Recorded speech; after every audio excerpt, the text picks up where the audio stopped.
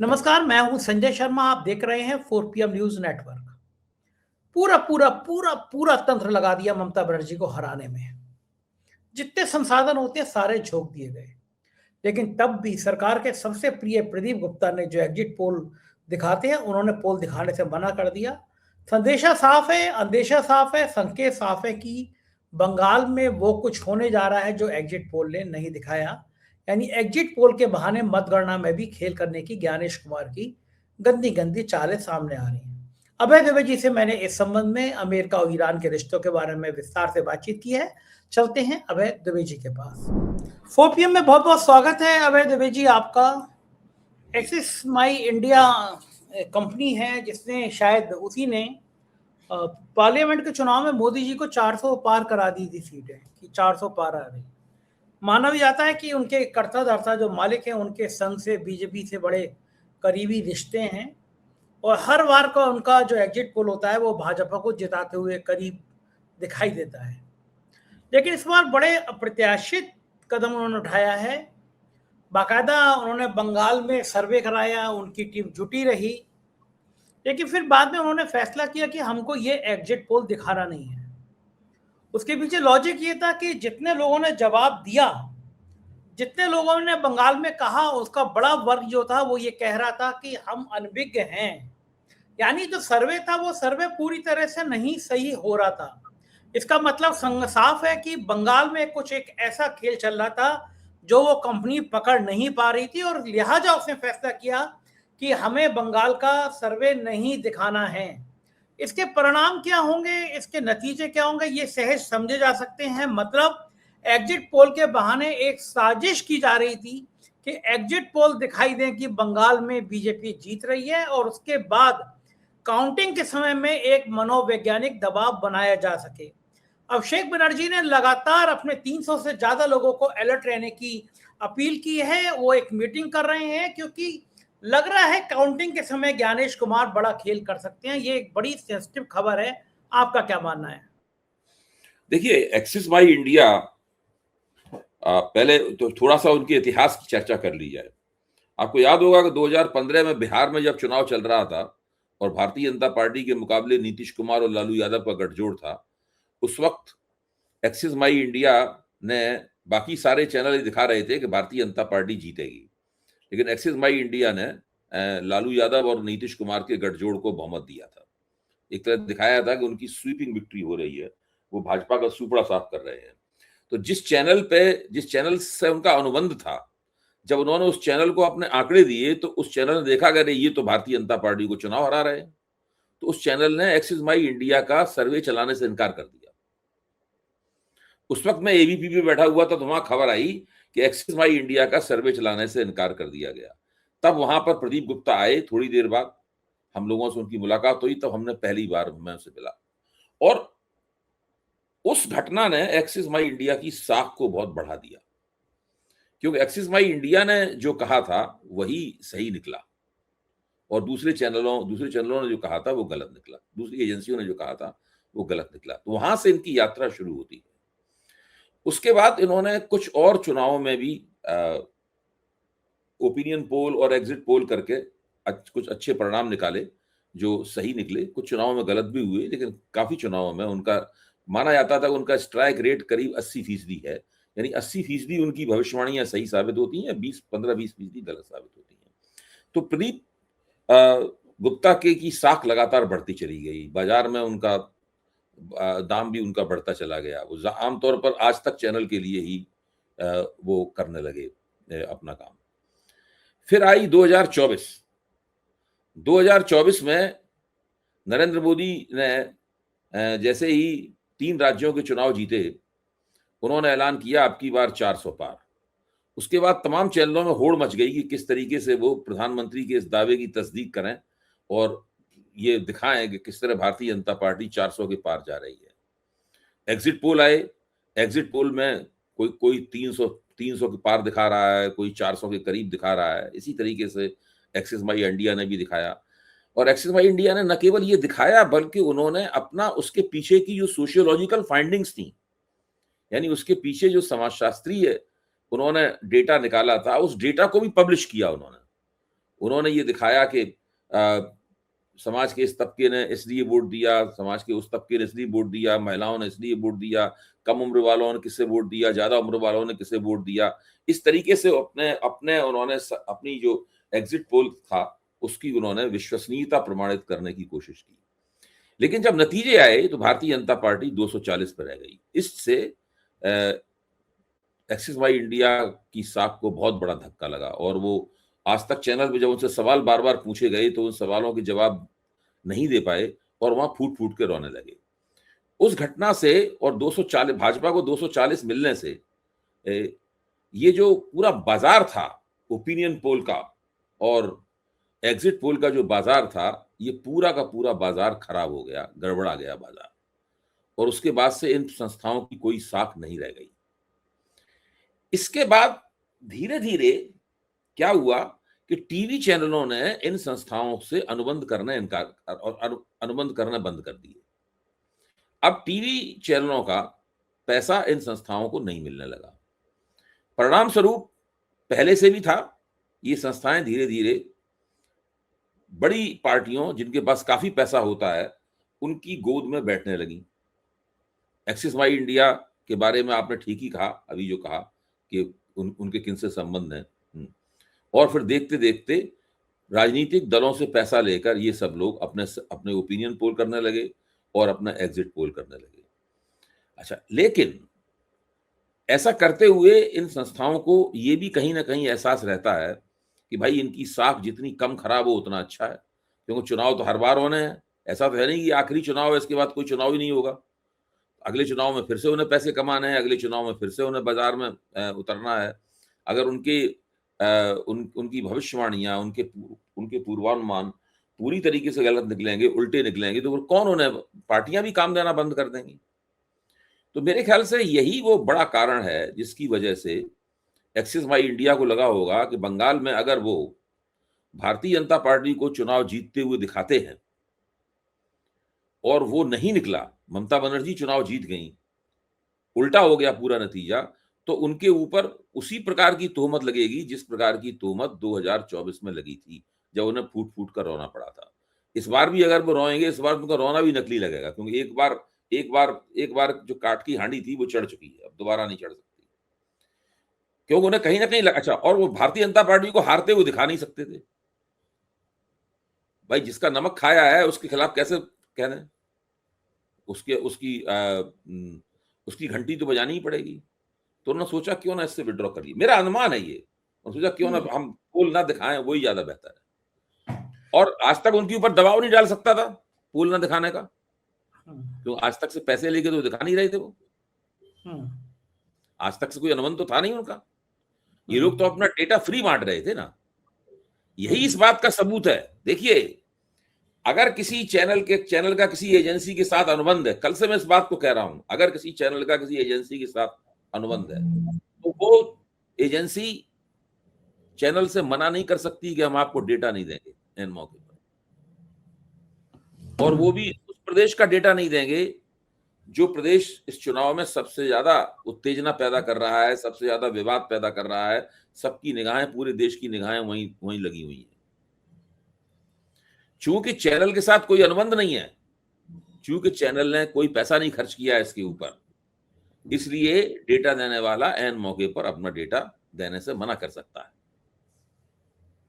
यही हुआ, क्योंकि चैनल के पैसे से अगर आप डेटा जनरेट कर रहे हैं तो उस डेटा का मालिक चैनल है, चैनल तय कर सकता है कि उस डेटा को दिखाए ना दिखाए। एजेंसी का जो प्रबंधन कर रहा है, एजेंसी का जो संचालक है, वो नहीं तय कर सकता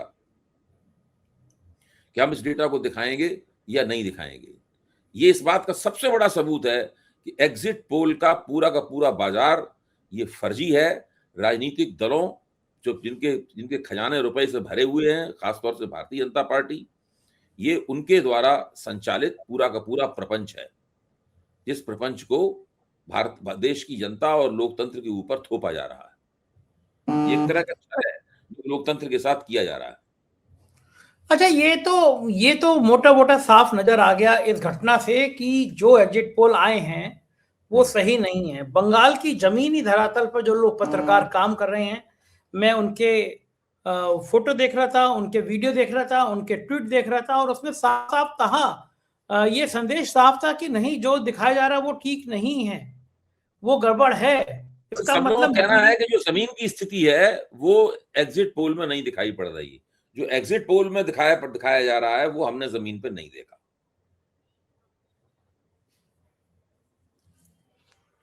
तो यानी ये बिल्कुल एक आप बिल्कुल कह रहे हैं। तो इसका मतलब ये है कि चुनाव से पहले धांधली हुई और अब मतगणना से पहले भी प्लानिंग की जा रही है। कल जो वीडियो जारी हुआ, जिस तरह ममता बनर्जी पहुंच गई स्ट्रांग रूम में, ये इस बात का भी संदेशा है कि ज्ञानेश कुमार अपने ज्ञान की गंगा लास्ट तक बहाएंगे। यानी मतगणना पे भी कुछ बड़ा अनिष्ट हो सकता है, ऐसी संभावना जताई जा रही है। क्या ये संभावना सही हो सकती है? कुछ भी हो सकता है। मैं तो मानता हूं कि भारतीय जनता पार्टी किसी भी कीमत पर येन केन प्रकारेण बाई हुक एंड क्रुक इस चुनाव को जीतना चाहती है।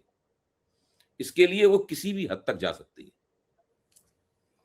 और वो किसी भी हद तक गई है, क्योंकि भारतीय जनता पार्टी अगर इस चुनाव को जीतने में नाकाम रही, तृणमूल कांग्रेस की अगर चौथी बार सरकार बन गई, तो भाजपा के पास ये कहने के लिए नहीं रह कुछ होगा कि भाई हमने ये वाला काम नहीं कर पाए, इसकी वजह से अगर ये और काम कर देते तो हो सकता है हमें 10 वोट ज्यादा मिल जाते। सब कुछ जो करना था वो कर लिया। सबसे बड़ी बात तो यह है कि आपने वहां के चुने हुए मुख्यमंत्री को नाम मात्र का मुख्यमंत्री बना दिया, पूरा का पूरा उसका प्रशासन बदल दिया, 3 लाख अर्धसैनिक बलों को वहां पर तैनात कर दिया।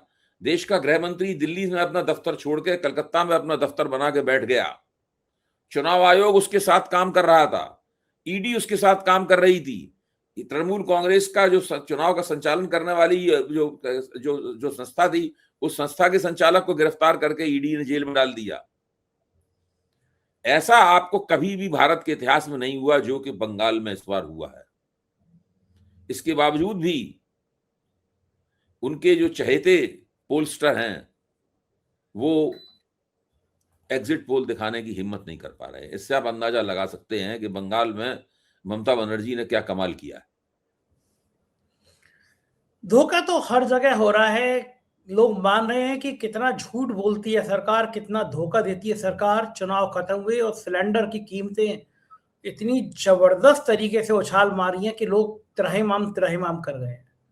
अगर सिलेंडर की कीमतें बढ़नी तो हिम्मत करते ना, 10 दिन पहले बढ़ा देते। हालात तो ये थे। इसका मतलब साफ है कि आप वोटिंग का इंतजार कर रहे थे, लोगों को मूर्ख बनाने का इंतजार कर रहे थे। जैसे ही देखिए, चुनाव खत्म ये तो संजय जी शुरुआत है। इन्होंने क्या किया है कि अभी जो औद्योगिक काम के लिए सप्लाई किए जाने वाले सिलेंडर हैं उनकी कीमत बढ़ाई है। जो घरेलू गैस के घरेलू खाना पकाने में काम आने वाली गैस है उसकी कीमत नहीं बढ़ाई गई है, लेकिन उसकी भी कीमत बढ़ेगी, क्योंकि उसकी कीमत बढ़े बिना काम नहीं चल सकता। और जो औद्योगिक इस्तेमाल की, व्यावसायिक इस्तेमाल के लिए जो गैस है उसकी कीमत बढ़ने का केवल नुकसान बड़े उद्योगों को नहीं होगा, औद्योगिक इकाइयों को ही नहीं होगा, बल्कि उनका नुकसान सड़क के किनारे खड़े होकर जो छोले भटूरे बना रहा है, जो चाय बना के बेच रहा है, जो पकौड़े तल रहा है, या छोटे छोटे ढाबे हैं, चाय घर है, इन सबको बहुत बड़ा, रेहड़ी वाले हैं, इन सबको बहुत बड़ा नुकसान होगा इसका। यानी गरीब आदमी जो सेल्फ एम्प्लॉयड था उसके ऊपर गाज गिरेगी ये जो उन्होंने कीमत बढ़ाई है। 1 डेढ़ महीने के अंदर 81% कीमत इन सिलेंडरों की बढ़ गई है। और अब बारी है उस पेट्रोल और डीजल की जो कि हम लोग पेट्रोल पंप से खरीदते हैं, बारी है उस गैस की जो कि हमारे घरों में खाना बनाती है। और जैसे ही ये कीमतें बढ़ी, वैसे ही महंगाई का बम जो कि धीरे धीरे सुलग रहा है भयंकर रूप से फूटेगा। और इस देश में केवल ऊपर के 15 से 20% लोग ही जीवन गुजार पाएंगे, बाकी और कोई जीवन नहीं गुजार पाएगा इस देश में। बाकी लोग तो जिंदगी गुजारने की जद्दोजहद में जाने के लिए अशक्त हो जाएंगे। भारत का पूरा मिडिल क्लास, पूरा मध्य वर्ग, पूरा निम्न मध्यम वर्ग, उससे नीचे के आने वाला निम्न वर्ग, और उसके बाद गरीबी की रेखा पर, और उससे नीचे के लोग, इन सब लोगों की दुर्गति होना तय है। और इसकी सबसे बड़ी जिम्मेदार सरकार होगी, क्योंकि सरकार ने कोई प्रयास नहीं किया, सरकार ने कोई हेजिंग नहीं की, कुछ नहीं किया। नरेंद्र मोदी तो युद्ध शुरू होने के 1 दिन पहले इजराइल में थे। युद्ध शुरू करने वाले नेतन्याहू के साथ बाहें में बाहें डाले उनकी संसद में खड़े होकर नारा लगा रहे थे कि हम तुम्हारे साथ हैं, और इजराइल भारत के यहूदियों का एक फादरलैंड है, ये सब वहां पे भाषणबाजी वो चल रही थी। नरेंद्र मोदी को निश्चित रूप से पता था युद्ध होने वाला है, बस वो उन्हें ये विश्वास ये था कि युद्ध 3-4 दिन में अमेरिका निपटा देगा। वो सब हुआ नहीं, इन्होंने कोई तैयारी नहीं की, और बस वक्त ये हाथ पे हाथ रख के बैठे हुए हैं। अब हालत ये है कि देश में महंगाई का बम फूटने वाला है। अभय जी, अगर ये चुनाव जीतते हैं आसाम और बंगाल, तो ये माना जाएगा कि डेमोक्रेसी को और खत्म करने की तैयारी करेगी सरकार। जिस तरह आवाजों को बंद करने की कोशिश कर रही है वो और तेज होंगी, और इसका जीता जागता नमूना पिछले चुनाव में पवन खेड़ा भुगत चुके हैं। होना ये चाहिए था, जब उन्होंने सबूत रखे थे तो उन सबूतों की जांच होनी चाहिए थी, बजाय इसके कि पवन खेड़ा को बार बार हाई कोर्ट सुप्रीम कोर्ट भागना पड़ा। अंततः सुप्रीम कोर्ट से जमानत हुई, लेकिन असम पुलिस के सामने उनको पेश होना होगा, और असम पुलिस उनके साथ क्या करेगी ये कोई छुपी हुई बात नहीं है अगर सरकार फिर से आ जाती है। क्या इस लोकतंत्र में अगर कोई सबूत मिलते हैं तो सबूत को सामने रखना गुनाह है? इतनी कड़ी सजा दी जाएगी? हो क्या रहा है इस देश में? देखिए, ये तो मामला बहुत आईने की तरह साफ है। पवन खेड़ा ने दिल्ली में एक प्रेस कॉन्फ्रेंस की। उस प्रेस कॉन्फ्रेंस में उन्होंने असम के मुख्यमंत्री हेमंता विश्व शर्मा की पत्नी के ऊपर आरोप लगाए कि उनके पास भारत के पासपोर्ट के साथ साथ और भी देशों के पासपोर्ट हैं, यानी उनके पास भारत का पासपोर्ट रखने के बाद अब और देशों की नागरिकता नहीं रख सकते, भारत की नागरिकता। उसके बाद उन्होंने आरोप लगाया कि भाई ये इनके पास हजारों करोड़ रुपए की अवैध संपत्ति है, दुबई में और अमेरिका में उतनी अवैध संपत्ति है। हेमंत शर्मा का कहना था, उन्होंने पलट के दावा किया कि ये सारे दावे गलत हैं, झूठे हैं, और जितने भी जिन दस्तावेजों को पेश किया जा रहा है ये दस्तावेज फर्जी हैं। तो उन्होंने मानहानि और फर्जी दस्तावेज, इन दोनों के आरोप में उनके खिलाफ एफआईआर दर्ज कराई, और असम की पुलिस 70-80 के दल बदल समेत पवन खेड़ा के घर पे आकर दिल्ली में टूट पड़ी। पवन खेड़ा भूमिगत हो गए, वो उनके हाथ नहीं चढ़े। तो चारों तरफ ये सवाल उठा कि भाई मानहानि के मामले के अंदर तो कोई इस तरह से पुलिस आके गिरफ्तारियां नहीं करती, अदालत में चलने देना चाहिए था मामला। अगर वो फर्जी हैं दस्तावेज, तो उन फर्जी दस्तावेजों की कोई जांच पड़ताल की गई होगी भाई। ऐसा थोड़ी ना होता है। अगर एक ने दूसरे के ऊपर एक राजनीतिक व्यक्ति ने दूसरे राजनीतिक व्यक्ति के ऊपर आरोप लगाए, एक व्यक्ति कहता है कि भाई हमारे खिलाफ फर्जी दस्तावेज पेश किए गए, तो उसकी वो जांच होगी, उसके खिलाफ एफआईआर दर्ज कर दी, ये जांच कीजिए। उसके बाद पुलिस ने अचानक जादू की तरह ये कैसे तय कर लिया कि वो दस्तावेज फर्जी हैं, और आके वो इस मामले के अंदर उन्होंने पवन खेड़ा के ऊपर चढ़ाई कर दी। पवन खेड़ा जानते थे कि इस देश की और कोई भी अदालत, जो भारतीय जनता पार्टी के शासित राज्य हैं, वहां की कोई भी अदालत उनको जमानत नहीं देगी। इसलिए उन्होंने दिल्ली हाई कोर्ट में जाने की बजाय तेलंगाना हाई कोर्ट में जाना तय किया, और वो तेलंगाना हाई कोर्ट से अपने लिए अंतरिम जमानत ले आए। जैसे ही वो अंतरिम जमानत वहां से लाए, उस जमानत के खिलाफ ये लोग सुप्रीम कोर्ट में चले गए। सुप्रीम कोर्ट ने तेलंगाना हाई कोर्ट को नसीहत दी कि आपने भाई क्षेत्राधिकार का ध्यान ही नहीं रखा। ये दिलचस्प बात है कि तेलंगाना हाई कोर्ट ने क्षेत्राधिकार का ध्यान नहीं रखा, लेकिन असम पुलिस ने भी क्षेत्राधिकार का ध्यान नहीं रखा। जो घटना हुई थी वो घटना दिल्ली में हुई थी, उसकी एफआईआर असम में क्यों लिखी गई? दिल्ली के थाने में एफआईआर लिखाते, उसकी दिल्ली पुलिस उसकी जांच करती, उसके बाद पवन खेड़ा के खिलाफ जो उसे कार्रवाई करनी होती वो करती। बहरहाल जब तेलंगाना ने जमानत दे दी, लेकिन सुप्रीम कोर्ट ने जब उसके ऊपर रोक लगा दी, तो फिर वो गुवाहाटी हाई कोर्ट में गए, वहां से उन्हें जमानत नहीं मिली। फिर आके वो सुप्रीम कोर्ट में आए, और सुप्रीम कोर्ट से उन्हें अंतरिम जमानत प्राप्त हुई। इस वक्त उन्हें सुप्रीम कोर्ट की अंतरिम जमानत प्राप्त हो चुकी है, और सुप्रीम कोर्ट के जजों ने ये लिखा है कि ये मामला राजनीतिक प्रतिद्वंद्विता का मामला लग रहा है। इस मामले में गिरफ्तारी की बात सही नहीं है, और राजनीतिक जब चक्कर हो तो वहां पुलिस को गिरफ्तारी करने में इतनी तत्परता नहीं दिखानी चाहिए। हम इस राजनीतिक होड़ के चक्कर में किसी व्यक्ति की निजी स्वतंत्रता को बाधित नहीं कर सकते। ये अदालत ने लिखा है। तो अब आप इससे बिल्कुल पूरा मामला साफ है। अगर आप भारतीय जनता पार्टी के हैं और सत्ताधारी हैं, तो आप अपने खिलाफ आरोप लगाने वालों के खिलाफ अपनी पुलिस छोड़ सकते हैं, उनके खिलाफ वो देश के किसी भी कोने में क्यों ना हो। उससे ये संदेश देने की कोशिश की जाती है कि हमारे ऊपर इल्जाम लगाया तो हम देख लेंगे, तुम्हारी खैर नहीं है अगर हमारे ऊपर इल्जाम लगाया। वही सब हो रहा है। पवन खेड़ा का मुकदमा इस बात का सबसे बड़ा प्रमाण है कि विपक्ष अगर इल्जाम लगाएगा तो विपक्ष के ऊपर पुलिस और जांच एजेंसियां टूट पड़ेंगी। ये तो लग रहा है। तो दूसरी खबर ईरान से जुड़ी हुई है। अमेरिका खबर आ रही है कि अमेरिका पहली बार ईरान के खिलाफ हाइपरसोनिक मिसाइलों का इस्तेमाल कर सकता है। अमेरिका की सेंट्रल कमांड के एक कमांडर ने राष्ट्रपति ट्रंप को ईरान के खिलाफ संभावित हमला करने के विकल्पों की जानकारी दी है। फॉक्स न्यूज के मुताबिक एडमिरल ब्रैड कपूर ने व्हाइट हाउस के सिचुएशन रूम में ट्रंप के संग बैठक में ये विकल्प पेश किए हैं। उसमें बताया गया अगर ट्रंप दोबारा हमले का फैसला लेते हैं तो एक बहुत छोटा लेकिन बहुत तीखा, बड़ा, ताकतवर हमला किया जा सकता है। इससे ईरान को बहुत भयंकर रूप से नुकसान हो सकता है। देखिए, ये बात दोनों तरफ से सही है, क्योंकि सारा मीडिया अमेरिका नियंत्रित होता है, इसलिए वो अमेरिका की बातों को बहुत बढ़ा चढ़ा के पेश करता है। अमेरिका ज्यादा बड़ी फौजी ताकत है, दुनिया की सबसे बड़ी फौजी ताकत है, उसके पास तरह तरह की टेक्नोलॉजी में कोई जवाब नहीं है, उसके पास तरह तरह के बम हैं। ये पहले अमेरिका उन बमों की बड़ी चर्चा करता था कि एक बम गिरेगा तो वो 200 मीटर तक की नीचे जो सुरंग में 200 मीटर नीचे जो तहखाना बना होगा उसको भी नष्ट कर देगा। ये बाद में पता चला कि वो तो 200 मीटर से कहीं ज्यादा नीचे बना हुआ है ईरानी तहखाना, इसमें मिसाइलें और एटमी सामग्री रखी हुई है। तो ऊपर बम गिर के नष्ट करते रहे, उनके तहखानों का कुछ नहीं बिगड़ा।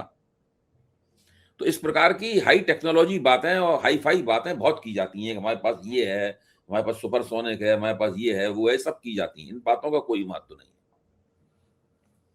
सवाल यह है कि अमेरिका को क्या चाहिए। अमेरिका को ईरान का मिसाइल सिस्टम नष्ट करना है, अमेरिका को ईरान का जो संवर्धित यूरेनियम है जो ईरान से छीनना है। ये दो काम अमेरिका कैसे करेगा? अगर वो कोई बड़ी मिसाइल या हथियार चला के ईरान के 10-5 हजार लोगों को और मार डालता है, उससे नहीं युद्ध जीत सकता वो।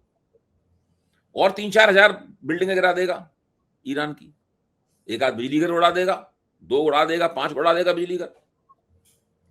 इससे नहीं जीतेगा ईरान से। ईरान को हराने के लिए उसे ईरान का जो मिसाइल सिस्टम है वो नष्ट करना होगा।